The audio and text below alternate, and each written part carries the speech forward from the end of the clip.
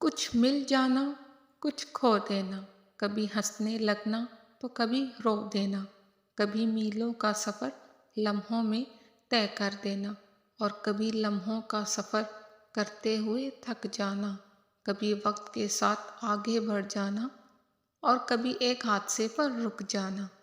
कभी कबूलियत के लिए बार बार आसमान की तरफ देखते रहना और कभी हार कर सजदे में गिर जाना, कभी इतना सब्र करना कि हर शख्स को मात दे जाना तो कभी एक लफ्ज़ पर बिखर जाना,